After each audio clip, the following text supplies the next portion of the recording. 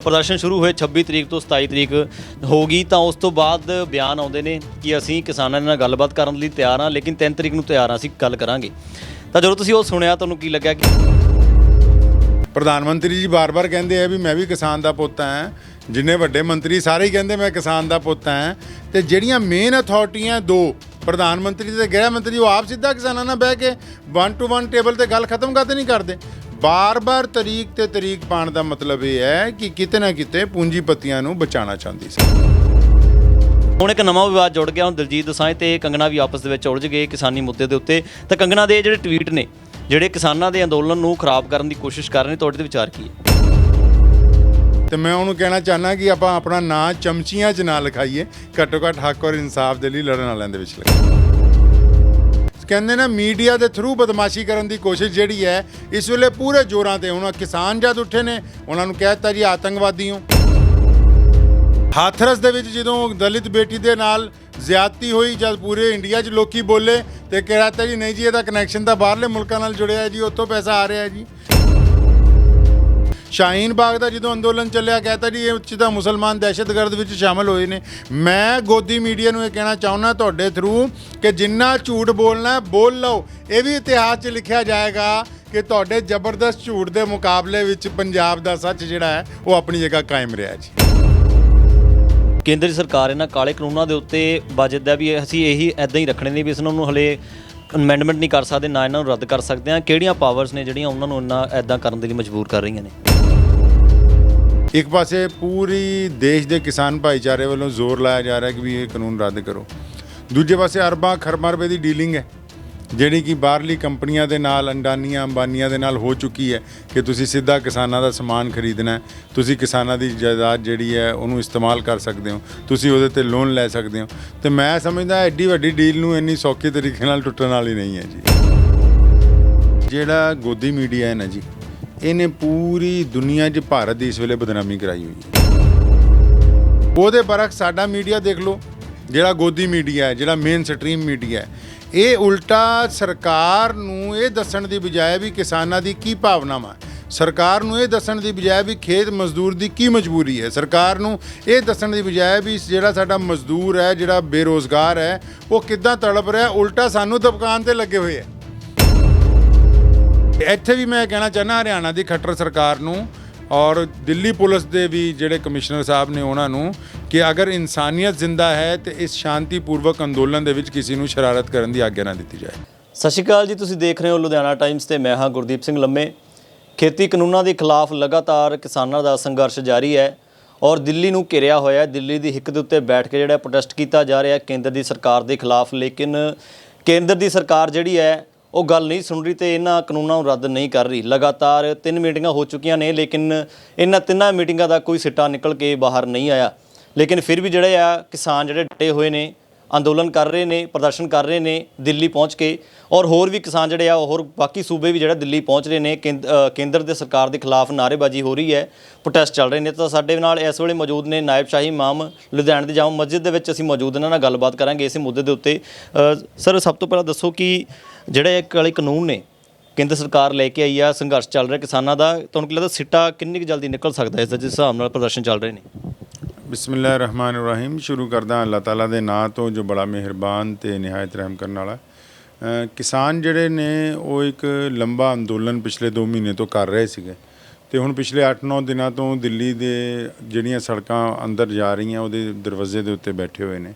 ਅਤੇ ਮੈਂ ਕਹਿਣਾ ਚਾਹੁੰਦਾ ਕਿਸਾਨ ਲੀਡਰਾਂ ਨੂੰ ਵੀ ਅਤੇ ਕਿਸਾਨ ਭਾਈਚਾਰੇ ਨੂੰ ਵੀ ਕਿ ਜਦ ਵੀ ਕੋਈ ਅੰਦੋਲਨ ਹੁੰਦਾ ਹੈ ਨਾ ਅਤੇ ਉਹਦੇ ਸਿੱਟੇ ਜ਼ਰਾ ਦੇਰ ਨਾਲ ਸਾਹਮਣੇ ਆਉਂਦੇ ਹੁੰਦੇ। ਸ਼ਾਹੀਨ ਬਾਗ ਦਾ ਅੰਦੋਲਨ ਲਗਾਤਾਰ 3-4 ਮਹੀਨੇ ਚੱਲਿਆ ਔਰ ਉਹਦਾ ਫਾਇਦਾ ਇਹ ਹੋਇਆ ਕਿ ਉਹੀ ਸਰਕਾਰ ਅਤੇ ਉਹੀ ਵੱਡੇ ਵੱਡੇ ਮੰਤਰੀ ਜਿਹੜੇ ਦਬਕੇ ਮਾਰਦੇ ਸੀ ਪਾਰਲੀਮੈਂਟ 'ਚ ਖੜ੍ਹੇ ਹੋ ਕੇ, ਉਹਨਾਂ ਨੂੰ ਲਿਖ ਕੇ ਦੇਣਾ ਪਿਆ ਕਿ ਇਹ ਕਾਨੂੰਨ ਨਾਗਰਿਕਤਾ ਦੇਣ ਦਾ ਹੈ, ਲੈਣ ਦਾ ਨਹੀਂ ਹੈ।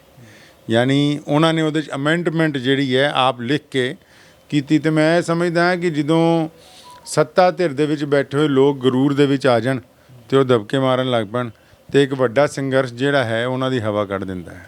ਤੁਹਾਨੂੰ ਕੀ ਲੱਗਦਾ ਹੈ ਕਿ ਜਿਹੜੇ ਆ ਕੇਂਦਰ ਸਰਕਾਰ ਇਹਨਾਂ ਕਾਲੇ ਕਾਨੂੰਨਾਂ ਦੇ ਉੱਤੇ ਵਜਦਾ ਵੀ ਅਸੀਂ ਇਹੀ ਇੱਦਾਂ ਹੀ ਰੱਖਣੇ ਨੇ ਵੀ ਇਸ ਨੂੰ ਹਲੇ ਅਮੈਂਡਮੈਂਟ ਨਹੀਂ ਕਰ ਸਕਦੇ, ਨਾ ਇਹਨਾਂ ਨੂੰ ਰੱਦ ਕਰ ਸਕਦੇ ਆ? ਕਿਹੜੀਆਂ ਪਾਵਰਸ ਨੇ ਜਿਹੜੀਆਂ ਉਹਨਾਂ ਨੂੰ ਇੰਨਾ ਇੱਦਾਂ ਕਰਨ ਦੇ ਲਈ ਮਜਬੂਰ ਕਰ ਰਹੀਆਂ ਨੇ? ਦੇਖੋ, ਇਹ ਤੁਹਾਡਾ ਬਹੁਤ ਅੱਛਾ ਸਵਾਲ ਹੈ ਵੀ ਅਸੀਂ ਵੀ ਪਿਛਲੇ 2 ਮਹੀਨਿਆਂ ਤੋਂ ਕਿਸਾਨ ਅੰਦੋਲਨ 'ਚ ਕਈ ਵਾਰ ਸ਼ਾਮਲ ਹੋਏ ਨੇ, ਰੋਜ਼ ਜਾ ਰਹੇ ਹਾਂ, ਲੇਕਿਨ ਇਹ ਸਾਹਮਣੇ ਸਾਫ਼ ਨਜ਼ਰ ਆ ਰਿਹਾ ਹੈ ਕਿ ਕੇਂਦਰ ਦੀ ਜਿਹੜੀ ਸਰਕਾਰ ਹੈ ਉਹ ਕਿਤੇ ਨਾ ਕਿਤੇ ਪੂੰਜੀਪਤੀਆਂ ਦੇ ਹੱਥ ਦੇ ਵਿੱਚ ਫਸੀ ਹੋਈ ਹੈ। ਇੱਕ ਪਾਸੇ ਪੂਰੀ ਦੇਸ਼ ਦੇ ਕਿਸਾਨ ਭਾਈਚਾਰੇ ਵੱਲੋਂ ਜ਼ੋਰ ਲਾਇਆ ਜਾ ਰਿਹਾ ਕਿ ਵੀ ਇਹ ਕਾਨੂੰਨ ਰੱਦ ਕਰੋ, ਦੂਜੇ ਪਾਸੇ ਅਰਬਾਂ ਖਰਬਾਂ ਰੁਪਏ ਦੀ ਡੀਲਿੰਗ ਹੈ ਜਿਹੜੀ ਕਿ ਬਾਹਰਲੀ ਕੰਪਨੀਆਂ ਦੇ ਨਾਲ, ਅੰਡਾਨੀਆਂ ਅੰਬਾਨੀਆਂ ਦੇ ਨਾਲ ਹੋ ਚੁੱਕੀ ਹੈ ਕਿ ਤੁਸੀਂ ਸਿੱਧਾ ਕਿਸਾਨਾਂ ਦਾ ਸਮਾਨ ਖਰੀਦਣਾ, ਤੁਸੀਂ ਕਿਸਾਨਾਂ ਦੀ ਜਾਇਦਾਦ ਜਿਹੜੀ ਹੈ ਉਹਨੂੰ ਇਸਤੇਮਾਲ ਕਰ ਸਕਦੇ ਹੋ, ਤੁਸੀਂ ਉਹਦੇ 'ਤੇ ਲੋਨ ਲੈ ਸਕਦੇ ਹੋ। ਅਤੇ ਮੈਂ ਸਮਝਦਾ ਐਡੀ ਵੱਡੀ ਡੀਲ ਨੂੰ ਇੰਨੀ ਸੌਖੇ ਤਰੀਕੇ ਨਾਲ ਟੁੱਟਣ ਵਾਲੀ ਨਹੀਂ ਹੈ ਜੀ। ਜਦੋਂ ਵੀ ਪ੍ਰੋਟੈਸਟ ਸ਼ੁਰੂ ਹੋਏ ਨੇ ਉਹ ਤੋਂ ਜਦੋਂ ਪੰਜਾਬ ਵਾਲੇ ਐਂਟਰ ਹੋਏ ਤਾਂ ਕਹਿੰਦੇ ਜੀ ਇਹ ਖਾਲਿਸਤਾਨੀ ਨੇ, ਖਾਲਿਸਤਾਨ ਮੰਗ ਕਰਨ ਆਏ ਆ। ਕੋਈ ਮੁਸਲਿਮ ਭਾਈ ਜਾਂਦਾ ਹੈ ਤਾਂ ਉਹਨਾਂ ਨੂੰ ਕਹਿੰਦੇ ਇਹ ਅੱਤਵਾਦੀ ਨੇ। ਜੇ ਕੋਈ ਹੋਰ ਸੂਬਿਆਂ ਦੇ ਜਾਂਦੇ ਨੇ ਤਾਂ ਉਹਨਾਂ ਨੂੰ ਵੀ ਕੁਛ ਨਾ ਕੁਛ ਤਰੀਕੇ ਦੇ ਨਾਲ ਜਾਣੀ ਕਿ ਮੂਹਰੇ ਲੈ ਜਾਂਦਾ, ਕੁਛ ਹੋਰ ਹੀ ਕਿਹਾ ਜਾਂਦਾ, ਉਹਨਾਂ ਨੂੰ ਅੱਤਵਾਦੀ ਕਿਹਾ ਐਲਾਨ ਕਰ ਦਿੱਤਾ ਜਾਂਦਾ ਹੈ। ਮੀਡੀਆ ਦੇ ਵੱਲੋਂ ਵੀ ਬਹੁਤ ਸਾਰੀਆਂ ਖਬਰਾਂ ਆਉਂਦੀਆਂ ਨੇ। ਲੇਕਿਨ ਤੁਹਾਨੂੰ ਕੀ ਲੱਗਦਾ ਹੈ ਕਿ ਜਿਹੜੇ ਇਸ ਤਰ੍ਹਾਂ ਦਾ ਪ੍ਰੋਟੈਸਟ ਦੇ ਵਿੱਚ ਬੋਲਣਾ, ਕਿ ਜਿਹੜੇ ਮੀਡੀਆ ਦਾ ਰੋਲ ਜਿਹੜਾ ਆ ਵੀ ਉਹ ਕਿੱਥੋਂ ਹੱਦ ਤੱਕ ਜਿਹੜਾ ਜ਼ਿੰਮੇਵਾਰ ਹੈ? ਜਿਹੜਾ ਗੋਦੀ ਮੀਡੀਆ ਹੈ ਨਾ ਜੀ, ਇਹਨੇ ਪੂਰੀ ਦੁਨੀਆ 'ਚ ਭਾਰਤ ਦੀ ਇਸ ਵੇਲੇ ਬਦਨਾਮੀ ਕਰਾਈ ਹੋਈ ਹੈ। ਤੁਸੀਂ ਇਹ ਦੇਖੋ, ਟਰੰਪ ਦਾ ਹੁਣੇ ਇਲੈਕਸ਼ਨ ਹੋਇਆ, ਇਲੈਕਸ਼ਨ ਦੀ ਗਿਣਤੀ ਦੇ ਦੌਰਾਨ ਜਦੋਂ ਟਰੰਪ ਨੇ ਕੁਝ ਗਲਤ ਗੱਲਾਂ ਕਹਿਣੀਆਂ ਸ਼ੁਰੂ ਕੀਤੀਆਂ ਤੇ ਅਮਰੀਕਾ ਦੇ ਮੀਡੀਆ ਨੇ ਮੌਜੂਦਾ ਰਾਸ਼ਟਰਪਤੀ ਦੀ ਪ੍ਰੈਸ ਕਾਨਫਰੰਸ ਜਿਹੜੀ ਹੈ ਬੰਦ ਕਰਤੀ। ਸਾਰੇ ਮੀਡੀਆ ਨੇ ਕਿਹਾ ਵੀ ਇਹ ਝੂਠ ਬੋਲਦਾ ਪਿਆ, ਅਸੀਂ ਇਹਨੂੰ ਰਿਲੀਜ਼ ਨਹੀਂ ਕਰਾਂਗੇ। ਉਹਦੇ ਬਰਖਸ ਸਾਡਾ ਮੀਡੀਆ ਦੇਖ ਲਓ, ਜਿਹੜਾ ਗੋਦੀ ਮੀਡੀਆ ਹੈ, ਜਿਹੜਾ ਮੇਨ ਸਟਰੀਮ ਮੀਡੀਆ ਹੈ, ਇਹ ਉਲਟਾ ਸਰਕਾਰ ਨੂੰ ਇਹ ਦੱਸਣ ਦੀ ਬਜਾਏ ਵੀ ਕਿਸਾਨਾਂ ਦੀ ਕੀ ਭਾਵਨਾਵਾਂ, ਸਰਕਾਰ ਨੂੰ ਇਹ ਦੱਸਣ ਦੀ ਬਜਾਏ ਵੀ ਖੇਤ ਮਜ਼ਦੂਰ ਦੀ ਕੀ ਮਜਬੂਰੀ ਹੈ, ਸਰਕਾਰ ਨੂੰ ਇਹ ਦੱਸਣ ਦੀ ਬਜਾਏ ਵੀ ਜਿਹੜਾ ਸਾਡਾ ਮਜ਼ਦੂਰ ਹੈ, ਜਿਹੜਾ ਬੇਰੋਜ਼ਗਾਰ ਹੈ, ਉਹ ਕਿੱਦਾਂ ਤੜਪ ਰਿਹਾ, ਉਲਟਾ ਸਾਨੂੰ ਦਬਕਾਉਣ 'ਤੇ ਲੱਗੇ ਹੋਏ ਹੈ। ਇਹ ਲਗਾਤਾਰ ਮੁਸਲਮਾਨਾਂ ਨੂੰ, ਸਿੱਖਾਂ ਨੂੰ, ਦਲਿਤਾਂ ਨੂੰ, ਦੇਸ਼ ਦੀ ਸਾਰੀ ਘੱਟ ਗਿਣਤੀਆਂ ਨੂੰ ਦਬਕਾਉਣ, ਜਿੱਦਾਂ ਕਹਿੰਦੇ ਨਾ ਮੀਡੀਆ ਦੇ ਥਰੂ ਬਦਮਾਸ਼ੀ ਕਰਨ ਦੀ ਕੋਸ਼ਿਸ਼ ਜਿਹੜੀ ਹੈ ਇਸ ਵੇਲੇ ਪੂਰੇ ਜ਼ੋਰਾਂ 'ਤੇ। ਹੁਣ ਕਿਸਾਨ ਜਦ ਉੱਠੇ ਨੇ, ਉਹਨਾਂ ਨੂੰ ਕਹਿ ਦਿੱਤਾ ਜੀ ਆਤੰਕਵਾਦੀ ਹੋ। ਹਾਥਰਸ ਦੇ ਵਿੱਚ ਜਦੋਂ ਦਲਿਤ ਬੇਟੀ ਦੇ ਨਾਲ ਜ਼ਿਆਦਤੀ ਹੋਈ, ਜਦ ਪੂਰੇ ਇੰਡੀਆ 'ਚ ਲੋਕੀ ਬੋਲੇ ਤੇ ਕਹਿਤਾ ਜੀ ਨਹੀਂ ਜੀ ਇਹਦਾ ਕਨੈਕਸ਼ਨ ਤਾਂ ਬਾਹਰਲੇ ਮੁਲਕਾਂ ਨਾਲ ਜੁੜਿਆ ਹੈ ਜੀ, ਉੱਥੋਂ ਪੈਸਾ ਆ ਰਿਹਾ ਜੀ। ਸ਼ਾਹੀਨ ਬਾਗ ਦਾ ਜਦੋਂ ਅੰਦੋਲਨ ਚੱਲਿਆ, ਕਹਿਤਾ ਜੀ ਇਹ ਉੱਚ ਤਾਂ ਮੁਸਲਮਾਨ ਦਹਿਸ਼ਤਗਰਦ ਵਿੱਚ ਸ਼ਾਮਲ ਹੋਏ ਨੇ। ਮੈਂ ਗੋਦੀ ਮੀਡੀਆ ਨੂੰ ਇਹ ਕਹਿਣਾ ਚਾਹੁੰਦਾ ਤੁਹਾਡੇ ਥਰੂ ਕਿ ਜਿੰਨਾ ਝੂਠ ਬੋਲਣਾ ਬੋਲ ਲਓ। ਇਹ ਵੀ ਇਤਿਹਾਸ 'ਚ ਲਿਖਿਆ ਜਾਏਗਾ ਕਿ ਤੁਹਾਡੇ ਜ਼ਬਰਦਸਤ ਝੂਠ ਦੇ ਮੁਕਾਬਲੇ ਵਿੱਚ ਪੰਜਾਬ ਦਾ ਸੱਚ ਜਿਹੜਾ ਹੈ ਉਹ ਆਪਣੀ ਜਗ੍ਹਾ ਕਾਇਮ ਰਿਹਾ ਜੀ। ਜਦੋਂ ਪ੍ਰਦਰਸ਼ਨ ਸ਼ੁਰੂ ਹੋਏ 26 ਤਰੀਕ ਤੋਂ 27 ਤਰੀਕ ਹੋ ਗਈ ਤਾਂ ਉਸ ਤੋਂ ਬਾਅਦ ਬਿਆਨ ਆਉਂਦੇ ਨੇ ਕਿ ਅਸੀਂ ਕਿਸਾਨਾਂ ਨਾਲ ਗੱਲਬਾਤ ਕਰਨ ਲਈ ਤਿਆਰ ਹਾਂ, ਲੇਕਿਨ 3 ਤਰੀਕ ਨੂੰ ਤਿਆਰ ਹਾਂ, ਅਸੀਂ ਗੱਲ ਕਰਾਂਗੇ। ਤਾਂ ਜਦੋਂ ਤੁਸੀਂ ਉਹ ਸੁਣਿਆ ਤੁਹਾਨੂੰ ਕੀ ਲੱਗਿਆ ਕਿ ਜਿਹੜੇ ਹੈ ਜਲਦੀ ਹੋਣੀ ਚਾਹੀਦੀ ਹੈ ਗੱਲ, ਵੀ ਇੰਨੀ ਲੇਟ ਕਿਉਂ? ਮੈਂ ਤਾਂ ਸਮਝਦਾ ਜਿੱਦਾਂ ਹੁਣ 2 ਵਾਰੀ ਮੀਟਿੰਗਾਂ ਹੋ ਗਈਆਂ, ਅੱਜ ਫਿਰ ਡੇਟ ਪਾ ਦਿੱਤੀ, ਇਹ ਡੈਮੋਕ੍ਰੇਸੀ ਦੇ ਲਈ ਇੱਕ ਚੰਗਾ ਸੰਕੇਤ ਨਹੀਂ ਹੈ। ਜਦ ਪੂਰੇ ਲੱਖਾਂ ਲੋਕ ਸੜਕਾਂ ਦੇ ਉੱਤੇ ਬੈਠੇ ਹੋਏ ਨੇ ਔਰ ਦੇਸ਼ ਦੀ ਜਨਤਾ ਜਿਹੜੀ ਹੈ ਬਾਰ-ਬਾਰ ਤੁਹਾਨੂੰ ਇਹ ਕਹਿ ਰਹੀ ਹੈ ਕਿ ਜਨਾਬ ਤੁਸੀਂ ਦੇਖੋ ਕਿਸਾਨ ਜਿਹੜਾ ਇਸ ਵੇਲੇ ਸੜਕਾਂ ਦੇ ਉੱਤੇ ਹੈ, ਉਹਦੇ ਨਾਲ ਮੀਟਿੰਗ ਦਰ ਮੀਟਿੰਗ ਕੀ ਜਿਹੜੀ ਮੇਨ ਅਥਾਰਟੀ ਹੈ ਉਹ ਆਪ ਕਾਹਤੇ ਨਹੀਂ ਸਿੱਧੀ ਬਹਿ ਜਾਂਦੀ? ਪ੍ਰਧਾਨ ਮੰਤਰੀ ਜੀ ਬਾਰ-ਬਾਰ ਕਹਿੰਦੇ ਆ ਵੀ ਮੈਂ ਵੀ ਕਿਸਾਨ ਦਾ ਪੁੱਤ ਹਾਂ, ਜਿੰਨੇ ਵੱਡੇ ਮੰਤਰੀ ਸਾਰੇ ਹੀ ਕਹਿੰਦੇ ਮੈਂ ਕਿਸਾਨ ਦਾ ਪੁੱਤ ਹਾਂ, ਅਤੇ ਜਿਹੜੀਆਂ ਮੇਨ ਅਥਾਰਟੀਆਂ 2 ਪ੍ਰਧਾਨ ਮੰਤਰੀ ਤੇ ਗ੍ਰਹਿ ਮੰਤਰੀ, ਉਹ ਆਪ ਸਿੱਧਾ ਕਿਸਾਨਾਂ ਨਾਲ ਬਹਿ ਕੇ 1 to 1 ਟੇਬਲ ਤੇ ਗੱਲ ਖਤਮ ਕਰਦੇ ਨਹੀਂ ਕਰਦੇ।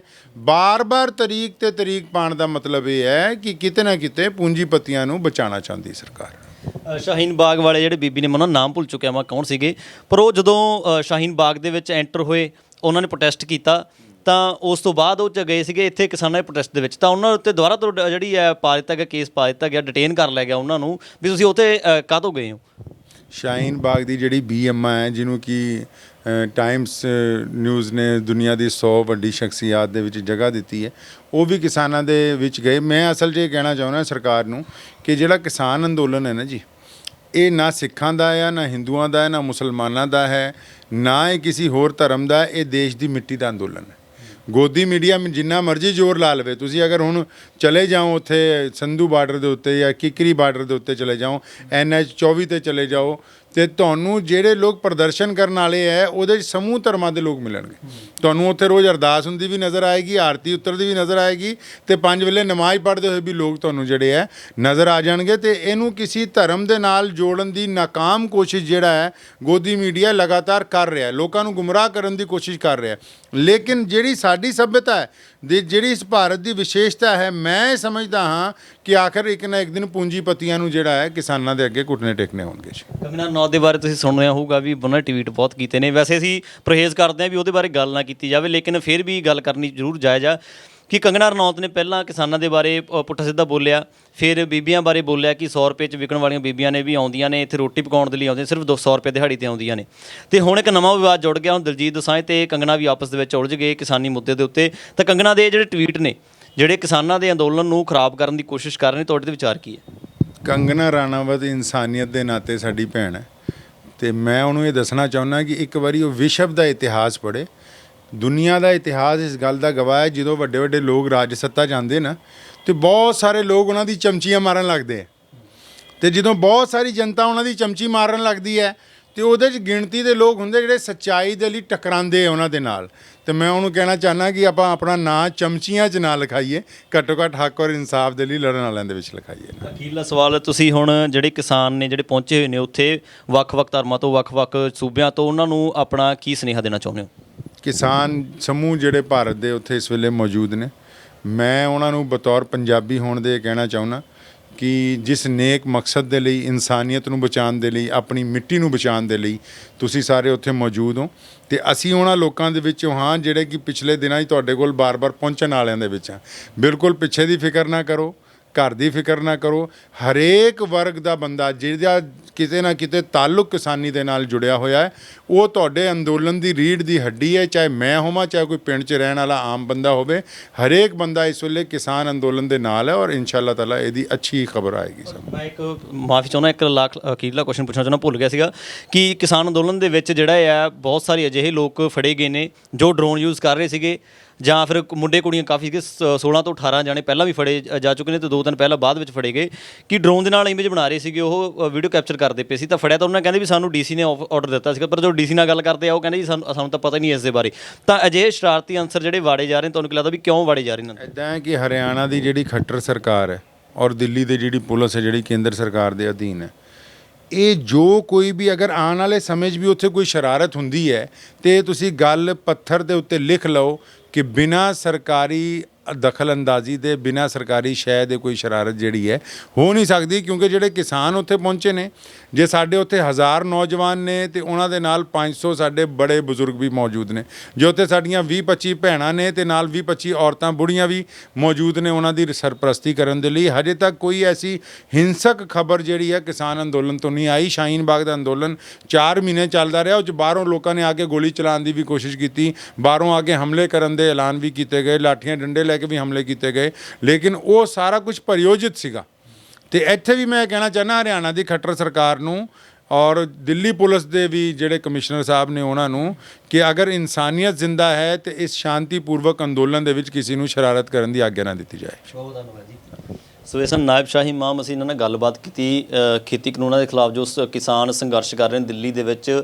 ਲਗਾਤਾਰ ਸੰਘਰਸ਼ ਜਾਰੀ ਹੈ। ਕਿਸਾਨਾਂ ਦਾ ਵੀ ਇਹੀ ਕਹਿਣਾ ਹੈ ਕਿ ਅਸੀਂ ਉਹਨਾਂ ਚਿਰ ਉੱਥੋਂ ਨਹੀਂ ਹਿੱਲਾਂਗੇ ਜਦੋਂ ਤੱਕ ਇਹ ਕਾਲੇ ਕਾਨੂੰਨ ਜਿਹੜੇ ਆ ਰੱਦ ਨਹੀਂ ਹੋ ਜਾਂਦੇ। ਲੇਕਿਨ ਕੇਂਦਰ ਸਰਕਾਰ ਇਹ ਗੱਲ ਮੰਨਣ ਨੂੰ ਜਿਹੜੀ ਤਿਆਰ ਨਹੀਂ ਹੈ। ਤਾਂ ਸਾਨੂੰ ਵੀ ਉਮੀਦ ਹੈ ਕਿ ਕਿਸਾਨ ਜਿਹੜੇ ਆਪਣਾ ਸੰਘਰਸ਼ ਕਰ ਰਹੇ ਉਹਨਾਂ ਨੂੰ ਜਿੱਤ ਜ਼ਰੂਰ ਪ੍ਰਾਪਤ ਹੋਵੇਗੀ। ਸੋ ਵਧੇਰੀ ਅਪਡੇਟਸ ਸੀ ਜੁੜੋ ਲੁਧਿਆਣਾ ਟਾਈਮਜ਼ ਨਾਲ। ਕੈਮਰਾਮੈਨ ਸਤਵੰਤ ਮਥਾੜੂ ਨਾਲ ਗੁਰਦੀਪ ਸਿੰਘ ਲੰਮੇ, ਲੁਧਿਆਣਾ ਟਾਈਮਜ਼। ਵਧੇਰੇ ਜਾਣਕਾਰੀ ਲਈ ਸਬਸਕ੍ਰਾਈਬ ਕਰੋ ਸਾਡਾ YouTube ਚੈਨਲ ਪਬਲਿਕ ਟਾਈਮਜ਼ ਅਤੇ ਨੋਟੀਫਿਕੇਸ਼ਨ ਲਈ ਬੈਲ ਆਈਕਨ ਤੇ ਕਲਿੱਕ ਕਰਨਾ ਨਾ ਭੁੱਲੋ।